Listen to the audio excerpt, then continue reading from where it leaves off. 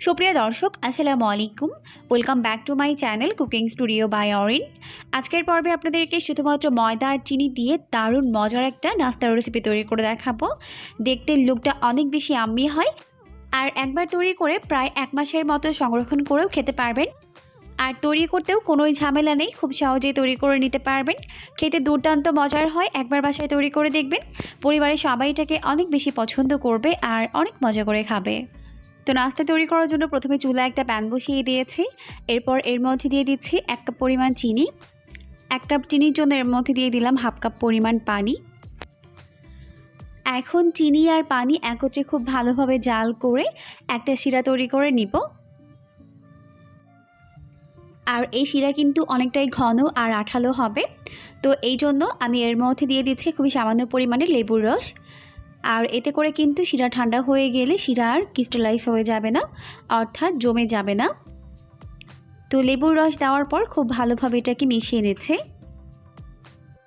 তো প্রায় 2 থেকে 3 মিনিটের মতো জাল করে এরকম একটা ঘন আঠালো শিরা তৈরি করে নিয়েছি। এখন আমি এটাকে চুলা থেকে নামিয়ে খুব ভালোভাবে ঠান্ডা করে নিব। তো এখন আমি চলে এসেছি পরবর্তী স্টেপে। এই জন্য এখানে একটা বোল নিয়েছি। এরপর এর মধ্যে আমি নিয়ে নিলাম প্রায় 1/4 কাপ পরিমাণ ঘি। এরপর এর মধ্যে একটা বরফের টুকরা নিয়ে নিলাম।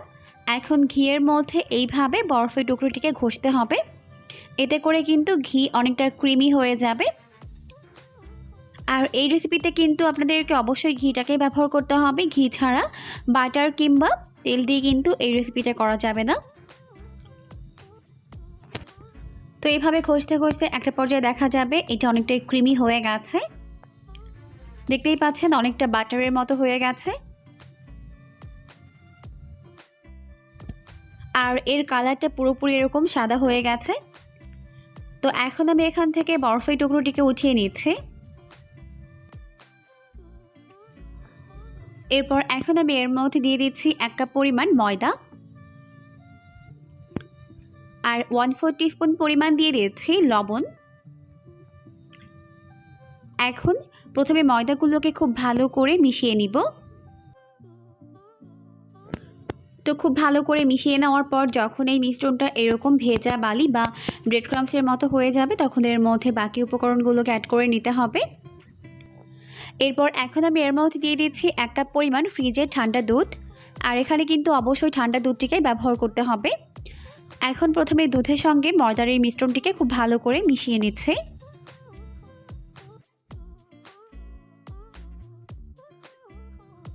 তো প্রথমে দুধ খুব ভালোভাবে মিশিয়ে নেওয়া হয়ে গেলে এখন আমি এর মধ্যে দিয়ে দিচ্ছি 2 কাপ পরিমাণ ফ্রিজের ঠান্ডা পানি।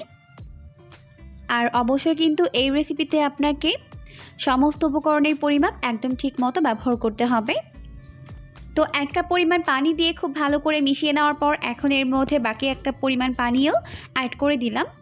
এরপর খুব ভালো করে হাত দিয়ে এটাকে মিশিয়ে নিচ্ছি।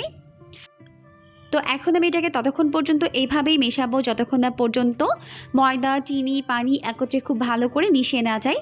তবে আপনারা কিন্তু চাইলে এই পর্যায়ে ব্লেন্ডার জারে নিয়েও এটাকে খুব ভালোভাবে ব্লেন্ড করে নিতে পারবেন। তো এখন আমাদের কিন্তু পারফেক্ট ব্যাটার একদম রেডি। দেখতেই পাচ্ছেন আমি এটাকে খুব ভালোভাবে হাত দিয়ে মিশিয়ে নিয়েছি। এখন আমি নাস্তাগুলোকে তৈরি করে নিব। আর এই ব্যাটার কিন্তু এরকম পাতলা হবে, ঘন হবে না। এই ব্যাপারটা কিন্তু অবশ্যই লক্ষ্য রাখতে হবে। এখন আমি এখানে একটা ছোট এরকম চায়ের চামচ নিয়েছি। আর এই চায়ের চামচ দিয়েই কিন্তু নাস্তাগুলোকে তৈরি করতে হবে। তো এখন আমি চলে যাচ্ছি পরবর্তী স্টেপে। তো এই জন্য চুলায় একটা পাত্র বসিয়ে দিয়েছি। আর এর মধ্যে যথেষ্ট পরিমাণে সয়াবিন তেল দিয়ে দিয়েছি। এখন তেলটা খুব ভালোভাবে গরম হয়ে গেলে আমি এর মধ্যে নাস্তার ব্যাটার দিয়ে দিব।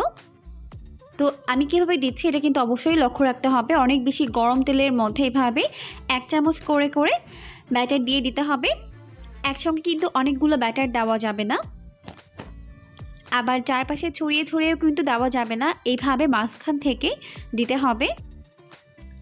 আর অবশ্যই চেষ্টা করবেন ভাজার জন্য অনেক বেশি ছড়ানো পাত্র না নিয়ে এরকম মিডিয়াম একটা পাত্র নেওয়ার জন্য। এতে করে কিন্তু নাস্তার শেপটা ভালো হবে। তো এর মধ্যে ততক্ষণ পর্যন্ত এইভাবে ব্যাটার দিতে হবে যতক্ষণ না পর্যন্ত ফাঁকা জায়গাটা ভরাট না হয়ে যায়। তো এখন আমার নাস্তাটি কিন্তু ভাজা হয়ে গেছে, দেখতেই পাচ্ছেন। কত সুন্দর একটা লুক ক্রিয়েট হয়েছে, অনেকটাই মৌচাকের মতো। এটাকে কিন্তু মৌচাক পিঠাও বলা হয়। তো এখন আমি এটাকে ভালোভাবে তেল ছড়িয়ে তেল থেকে উঠিয়ে নিচ্ছে। আর সেমভাবে আমি বাকি নাস্তাগুলোকেও তৈরি করে নিচ্ছে। দেখতেই পাচ্ছেন কত সুন্দরভাবে হয়ে গেছে। এখন এটাকে উঠিয়ে নিচ্ছে। এখন আমার সবগুলো নাস্তা ভেজে উঠিয়ে নেওয়া হয়ে গেছে। আর লুকটা কত বেশি ইয়ামি হয়েছে দেখতেই পাচ্ছেন। এটা কিন্তু আমাদের পার্শ্ববর্তী দেশ ভারতের রাজস্থানের খুবই জনপ্রিয় একটা মিষ্টি। এটাকে রাজস্থানে ঘেবার বলা হয়। সম্ভবত ঘি দিয়ে তৈরি করা, এই জন্য এটার নাম ঘেবার হতে পারে, আমার সঠিক জানা নেই। তবে এটাকে বাংলাদেশে মৌচাক পিঠা বলা হয়। তো এখন আমি এর উপর থেকে আগে থেকে তৈরি করে নেওয়া ঠান্ডা শিরা দিয়ে দিচ্ছে। তবে নাম যাই হোক, কিন্তু খেতে দারুণ মজার হয়। আর আপনারা যদি এটাকে সংরক্ষণ করতে চান তাহলে কিন্তু শিরায় দেওয়ার আগে এটাকে ভালোভাবে কোনো এয়ারটাইট বক্সে রেখে প্রায় 1 মাসের মতো সংরক্ষণ করে খেতে পারবেন। আর যখন খাবেন তখন উপর থেকে এইভাবে একটু শিরা দিয়ে দিলেই হবে। খেতে কিন্তু দুর্দান্ত মজার হয়েছে। আশা করছি রেসিপিটি আপনাদের কাছে অনেক বেশি ভালো লেগেছে। এরকমই সমস্ত নতুন রেসিপি প্রতিদিন পেতে অবশ্যই চ্যানেলটিকে সাবস্ক্রাইব করে রাখবেন। আর পরবর্তী ভিডিও দেখার আমন্ত্রণ জানিয়ে আজকের মতো বিদায় নিচ্ছি। সবাই অনেক বেশি ভালো থাকবেন। আল্লাহ হাফেজ।